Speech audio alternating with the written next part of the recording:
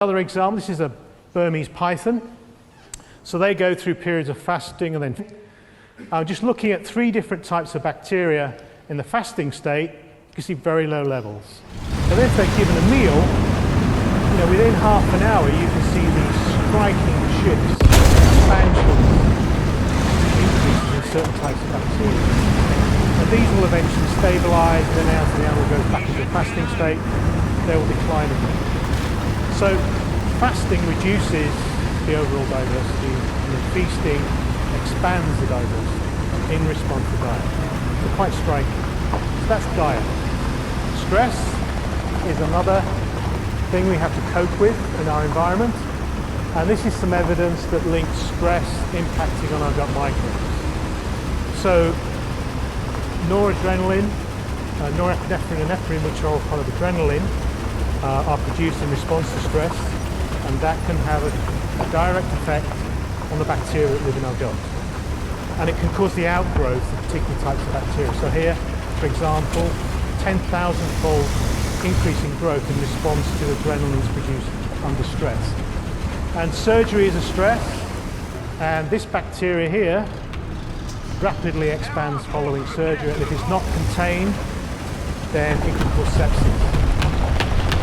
And mice that get exposed to a type of stress rapidly change their microbial population. And that's just shown here. So these are normal animals, see most of the bacteria are little circular shapes, but then under food deprivation, which is a form of stress, they rapidly change to rod-shaped bacteria. And that was observed over 40 years ago. So we've known for a while that stress is a major factor. And then what's interesting is that probiotic bacteria that are present in some of these health foods, the Morrison's, they contain bacteria that produce a neurotransmitter called GABA. And GABA is normally produced in the body. And what it does is it dampens down excitable neurons, so it relaxes you. So, and this has been used by the pharmaceutical industry to develop mimics of GABA so they can overstimulate these receptors and make you even more relaxed. And in fact, even knock you out. So anesthetics can work by mimicking the GABA that is produced by these bacteria. So benzodiazepines, alcohol, right? We all feel nice and relaxed after a glass of wine or a bottle of beer. Well, one of the ways that comes that about is that they're stimulating these receptors that gut bacteria can do as well. So the gut bacteria can already, hopefully take us from a stressful state to a relaxed state. And so one of the other things I wanted to highlight here is this, obesity. Lots of evidence in the literature now and in the newspapers that changes in our gut microbes to make us obese. So gut microbes and obesity. So this is a very interesting experiment. It's probably the best experiment that demonstrates how microbes can influence whether or not we're obese or lean. So here we have identical twins, but one of the twins is obese and one is lean. So we've taken the stool sample from each of these, extracted the bacteria.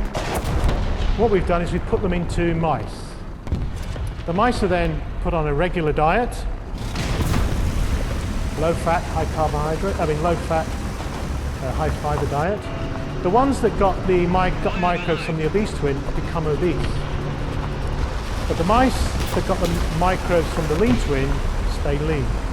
So that's a direct causal link. Okay, so that's not really height, that's a bit more closer to fat. So of course it's mice, it's not humans, but this is the best evidence we have to date that shows a direct causal link between our gut microbes influencing whether or not we stay lean or whether we become obese. And then this was in the Sunday Times this week.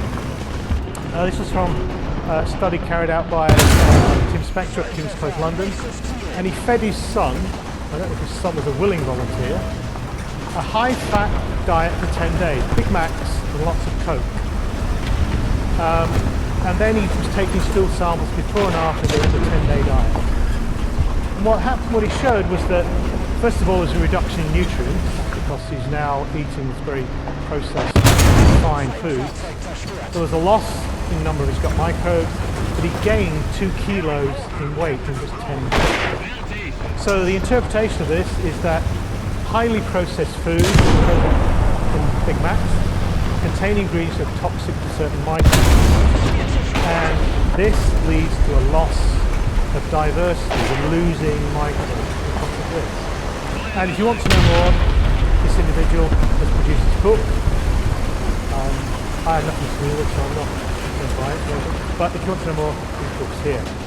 So, loss of diversity is a recurring theme.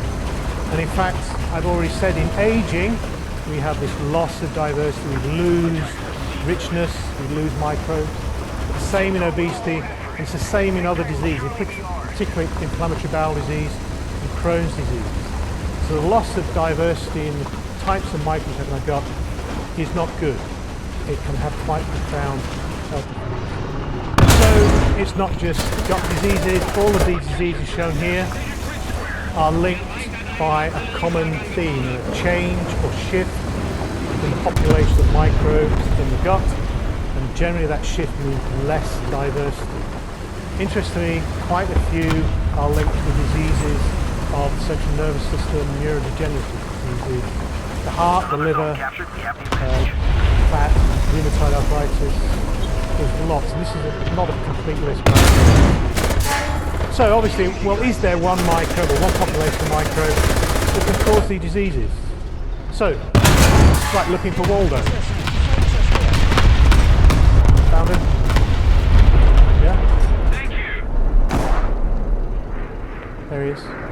The only problem is, there are lots of Waldos. And so it's probably not one microbe, it's a combination of microbes that when they get together, you know, it's a bit like miserable and antisocial. So it's the population when they come together that they causes or is probably responsible for the effects on our health. It's not one, it's probably lots. Okay, so moving on to the predictions, we're now at the second one. So gut bacteria can, by influencing how our body works, influence our appetite and food preferences. So, I'm sure this is a familiar scenario for many of you. You know, our mind says no, take the healthy option, but there's something inside of us that says, no, I really like that piece.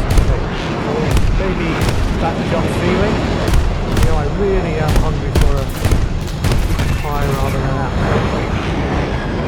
So, what is the evidence that normal gut microbes can influence brain development and behavior? Because that's what we're talking about, brain development and behavior.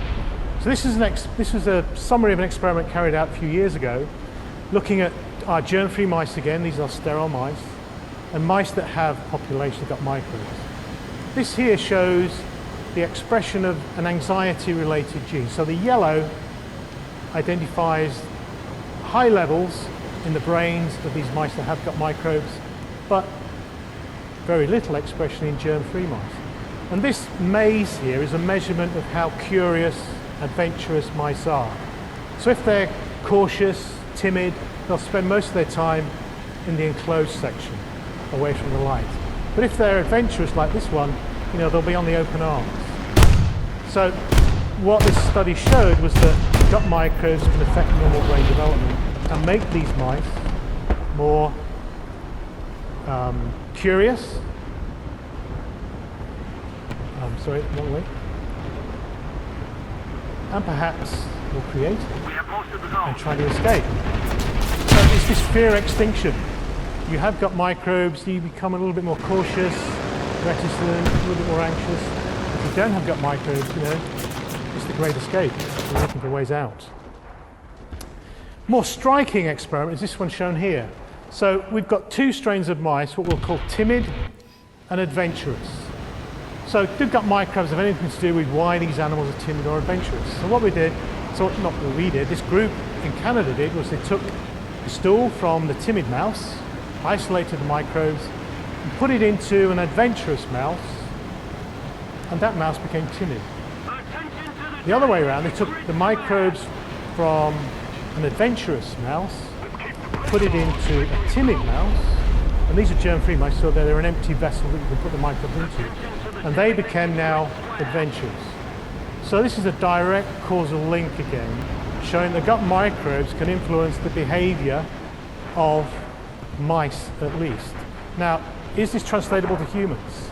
I can see probably some people in the audience thinking, maybe I could give this to my husband, and would he still be a grumpy old man if I gave him some microbes? And would, if my teenage boy had some microbes from, somebody, maybe they'd become a bit more outgoing, a bit more social, maybe, Maybe a few years from now, maybe I'll have that, but not just yet.